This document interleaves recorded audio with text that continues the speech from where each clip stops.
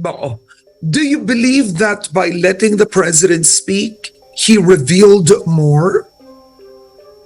He revealed a lot because that number one, that is his way of speaking. If you interrupt him, then he will now restart.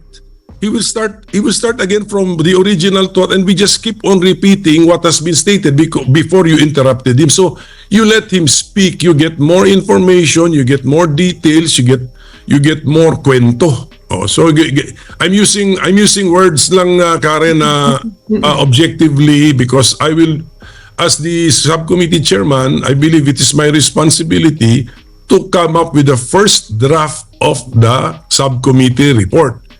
Enzo Recto, kalaban ang katiwalian at kasinungalingan, kakampi sa katotohanan at kabutihan. So I want your reaction. Let's start first with representatives from the House Squad Committee, specifically Representative Abante and Representative Dan Fernandez, criticizing how the Senate hearing was conducted. And you heard Representative Abante stating that, in effect, Duterte was given so much leeway, right? In effect, there was a compromise in the hearings, that his allies were allowed to take over. Let's start with that, Senator. Well, number one, the so-called allies really outnumbered let's label the other side, the non-allies. The allies outnumbered the non-allies in a majority ruled proceeding.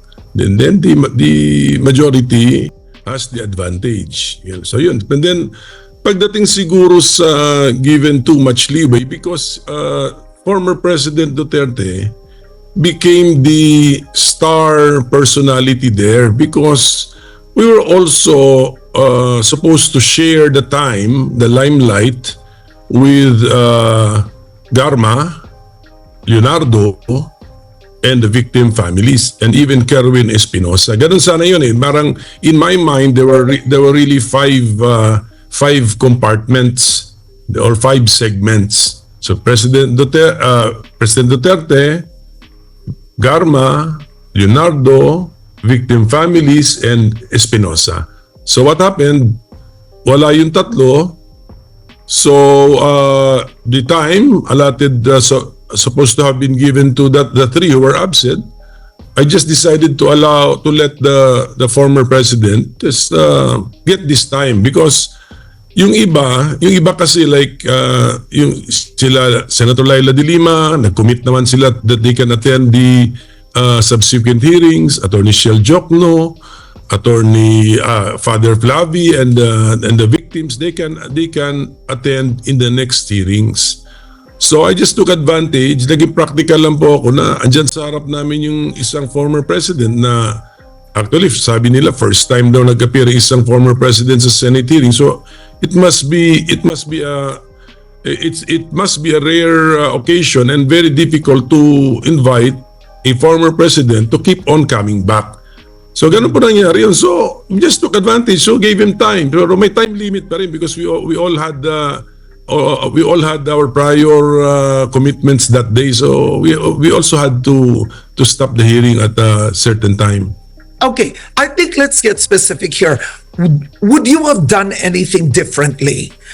It seems that the criticism of these representatives is how you conducted the hearing. Yun ang una kong tanong ko. Should you have been tougher on the former president? Should you have interrupted him? What do you think, Senator? Siguro yung number one is probably tama si Senate President Chis Escudero that I got desensitized about the cursing. And by his, I saw an interview na he counted the curse words around, sabi niya 21. And I only intended to allow one. So nalusutan po ako ng 20. So yun po, isa yun. Pero yung rambling, kunyari the witness is rambling, I'll give some allowance. I give some allowance because, we want to get as much information from this person as possible. So let him testify freely according to his style and not unnecessarily interrupt him. So, yun siguro. Pero nang tapos, pansin natin, that's not only the rambling but also the repetition. So, pinayagan ko na rin yun because nag-extend din naman kasi ako ng mga around 2 hours. Eh. So, binigay ko na po sa kanya yung 2 hours na yun. Okay, let's talk about that. Do you believe the president was rambling? Or frankly speaking, by letting him speak, he put himself in trouble? As the person who will write the draft of the committee report, so I want to ask for understanding that I cannot yet right now reveal all of my thoughts, all of my reactions, kasi isusulat ko po yan. Basta what has happened is that the testimony was under oath. Therefore, those of us who will now go over the testimony, because we have the obligation to write a report and recommend something, we will treat all of his statements as serious statements.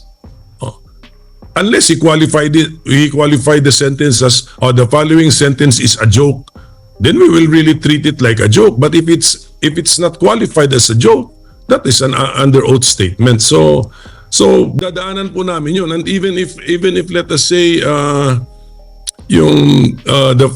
sentence is about this subject matter, and then the second sentence negates or contradicts the first sentence, we will have to take it into context. Babasahin po namin yan. Ano ba yung konteksto? So, and then the former president cannot control our decision-making process. Kung ano ang paniniwalaan namin sa lahat ng sinabi niya, nasa sa amin na po yun. Hindi niya kami madidiktahan ano dyan ang dapat namin paniwalaan. Bao, do you believe that by letting the president speak, he revealed more? He revealed a lot because number one, that is his way of speaking. If you interrupt him, then he will now restart. He will start again from the original thought, and we just keep on repeating what has been stated before you interrupted him. So you let him speak, you get more information, you get more details, you get more kwento. So I'm using words lang, Karen, objectively, because I will, as the subcommittee chairman, I believe it is my responsibility to come up with the first draft of the subcommittee report. Then, sinicirculate ngayon yan. Mag-agree yung iba, magdi-disagree yung iba. Now, what do you make of Representative Abante? We often talk about interparliamentary courtesy. What do you make of Representative Abante criticizing you, how you conducted yourself when, let's face it, you and other colleagues don't criticize the lower house, or now they conduct their own hearings? Ako nga, actually, I have refrained from commenting on how Quadcom conducts its hearings.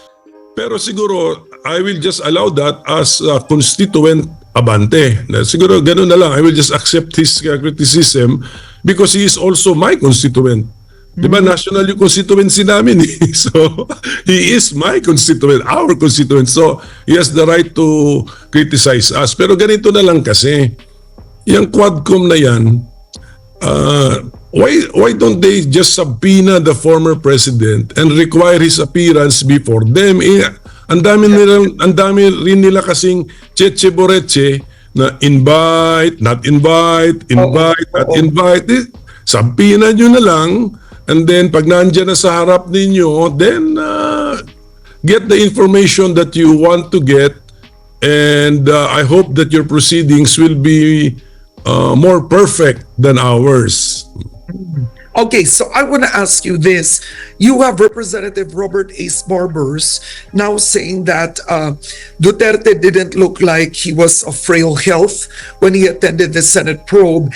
And he said that he was hoping that Duterte would show up at the next Quadcom hearing. Ang tanong ko, if the Quadcom subpoenas the former president and he refuses to appear, given he is a former president, can you actually cite him in contempt or have him arrested? Is that allowed? House rules, can we ask them about their house rules? Okay. Pero let So me magkaiba explain- yun.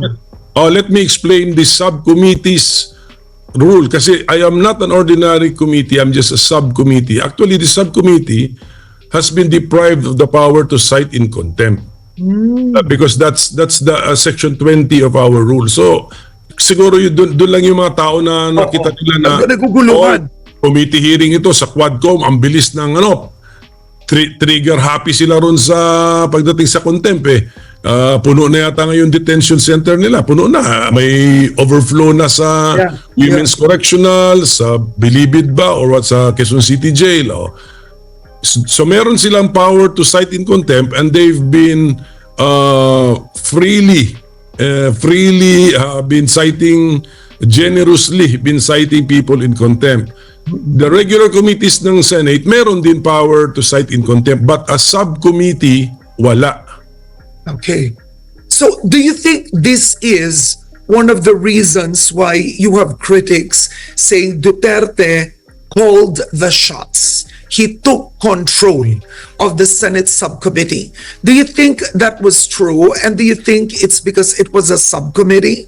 No, hindi naman. Even if I had the power to cite in contempt, the question is would I have exercised the power?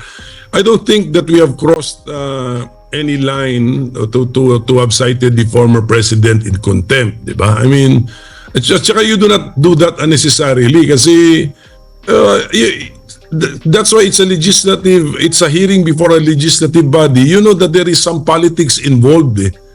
Sometimes the person would want to be cited in contempt, hindi ba? So, ingat din tayo. We don't give in to the plan or to the desire of that person. So but at any rate, that subcommittee has no power to cite in contempt.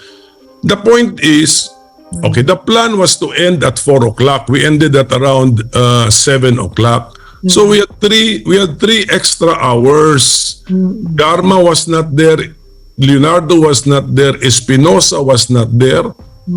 So we give it to this witness who rarely makes public appearances or official appearances before government bodies. Let's give it to him.